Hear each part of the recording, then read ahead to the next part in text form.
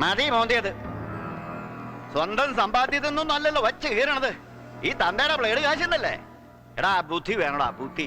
പണ്ടവന്റെ തന്തയുടെ കയ്യിനെ ബ്ലേഡിന് കാശിന് പകരം LP സ്കൂളിന്റെ പ്രമാണം തന്നെ പിടിച്ചു വാങ്ങിച്ചത് അത് വെച്ച് 4 കാശ് ഉണ്ടാക്കാൻ വേണ്ടി തന്നെയാ.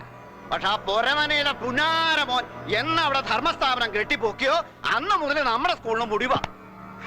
അവനെയും അവന്റെ നശിച്ച സ്ഥാപനത്തെയും വേരോടെ പിഴുതെറിയാൻ മൂക്കിന്റെ തുമ്പത്തൊരു അവസരം കിട്ടിയപ്പോ അതങ്ങ് ചീറ്റിച്ച് കളഞ്ഞു. കഴുത മസിലും പെരുപ്പിച്ച് 4 ഉണ്ണാക്കന്മാരെയും കൊണ്ട് അവിടെ ചെന്ന് നീ എന്നാ ഉണ്ണാക്കളാ ഉണ്ടാക്കിയേ? അപ്പാ സായന പത്രത്തിലല്ല, ദിനപത്രത്തിൽ വരും, ഫ്രണ്ട് പേജിൽ. ഈ വാർത്തയല്ല, ഇതിലും ചൂടുള്ള വാർത്ത. അതോടെ കേരളക്കര മുഴുവൻ അറിയും അവന്റെ സ്കൂളിന്റെ മാഹാത്മ്യം.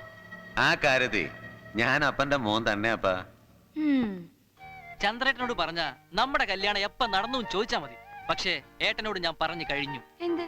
നിന്നെ ഞാൻ കെട്ടാൻ വരുന്നത് ഒരു കൊടി വെച്ച കാറിലായിരിക്കും. ഓ, കൊടി വെച്ച കാറിലെ കെട്ടാൻ വരുമെന്ന് അത്രയ്ക്ക് നിർബന്ധാണെങ്കിൽ എന്നെ കെട്ടാൻ വരുമ്പോ ഒരു കൊടി വാങ്ങി കിട്ടിയ പോരെ? ഞാൻ തമാശയായിട്ട് പറഞ്ഞല്ല, സീരിയസ് ആയിട്ട് പറഞ്ഞതാ. ഞാൻ സീരിയസ് ആയിട്ട് പറഞ്ഞേ. ഈ മന്ത്രികുമാരൻ കൊടിയും വടിയും പിടിച്ച് എന്നെ കെട്ടാൻ വരുമ്പോഴത്തേക്കും ആ മീശപ്പട്ടാളെങ്ങ എഴുന്നള്ളും.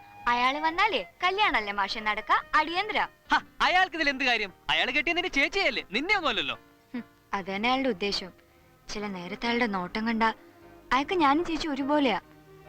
മുമ്പിൽ നിൽക്കാൻ കൂടെ പേടിയാ എനിക്ക്. എല്ലാം എനിക്ക് മനസ്സിലാവുന്നുണ്ട്. ഈ കാര്യങ്ങളൊക്കെ ഞാൻ ചന്ദ്രനോട് സംസാരിച്ചതാ. ഏട്ടൻ പറഞ്ഞത് നിന്നെ വിളിച്ചിറക്കി കൊണ്ടുവരാനാ.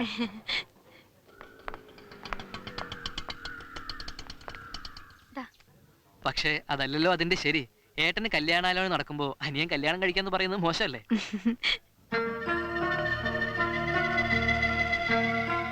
ഇവരെന്താ ഇവിടെ? എന്തായാലും ചേച്ചി പട്ടാളം ലാൻഡ് ചെയ്യുമ്പോഴല്ലേ, അത് നമുക്ക് അപ്പം നോക്കാം. നീ ഇപ്പൊ ഒരു കാര്യം ചെയ്യ്, നീ കുടിച്ച കാപ്പിക്ക് കാശ് കൊടുത്തിട്ട് നേരെ വീട്ടിലേക്ക് വിട്ടോ. ഇനി ഇവിടെ നിന്നാൽ ആരെങ്കിലും ഒക്കെ കാണും, അതോടെ എന്റെ പാർട്ടി നാറും. നിനക്കറിയില്ലേ, ഖദറിട്ട യുവ നേതാക്കൾക്ക് പ്രണയം നിഷിദ്ധമാണ്. ഇങ്ങനെ പോയ അവസാനം ഈ ഖദറെ കാണൂ. അല്ല, ഈ ഖദറും കാണും. പോട്ടെ കാതലി. മന്ത്രിയുടെ PA 105. താങ്ക്സ്.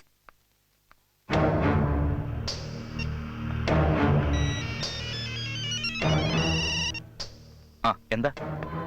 മാത്യു, ആ ടീച്ചർ അങ്ങോട്ട് വരുന്നുണ്ട്. പറഞ്ഞൊക്കെ ഓർമ്മയുണ്ടല്ലോ. തൽക്കാലം അവളുടെ മുമ്പിൽ നീയാണ് PA. യഥാർത്ഥ PA ഞാൻ അങ്ങനെ പാട്ട് പറഞ്ഞു വിട്ടിട്ടുണ്ട്. അല്ല, വല്ല കുഴപ്പമാവോ?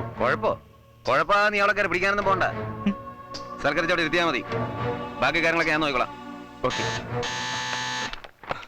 Yes, come in.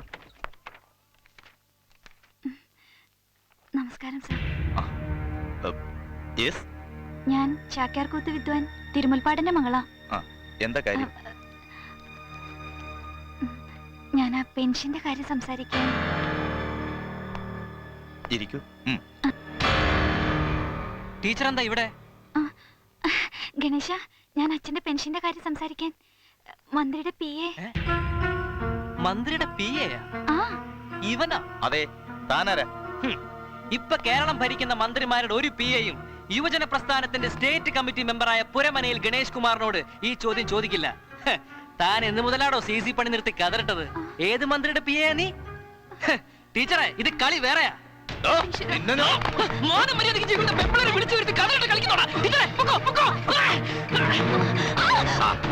അങ്ങനെ ഒന്ന് പോവാതെ ടീച്ചറെ.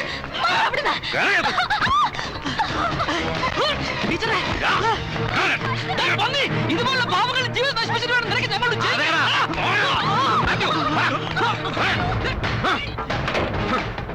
മതിടാ. പൂച്ചക്കുട്ടിക്ക് വെച്ച കെണിയിൽ വീണത് പുലിക്കുട്ടി. അവളോടൊപ്പം അവനകത്ത് കിടക്കുമ്പോ പത്രവാർത്തയ്ക്ക് ഇമ്പം കൂടും.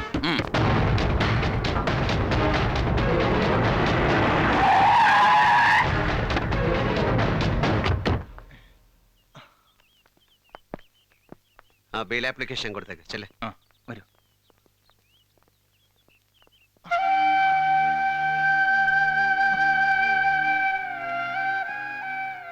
ഈ മനസ്സറിയാഞ്ഞിട്ടല്ല, മോള് പറയരുതെന്ന് പറഞ്ഞതുകൊണ്ടാ. പക്ഷേ അതിങ്ങനൊരു ചതിയാവുന്ന് ഈശ്വരനോ. ചതിയായി പോകും, അതാ കാലം. ആ നേരത്തെ ഗണേശൻ അവിടെ എത്തിയതുകൊണ്ട്. അതല്ലെങ്കിലോ പിന്നെ ജീവിച്ചിരുന്നിട്ട് കാര്യമുണ്ടോ നമ്മളൊക്കെ? എൻ്റെ അച്ഛൻ്റെ നല്ല ചങ്ങാതിക്ക് അവശകലാകാരന്റെ പെൻഷൻ കിട്ടിയിട്ട് വേണ്ട ജീവിക്കാൻ.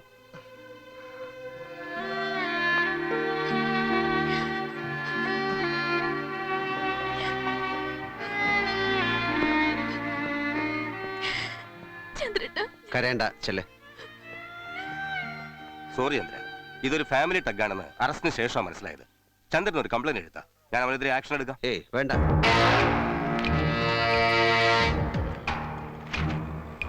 ചൂടുള്ള വാർത്തയാ. വായിച്ച് വളരെ ചൂടുള്ള വാർത്ത. മകളെ, പുരമനയിൽ ചന്ദ്രന്റെ കുരു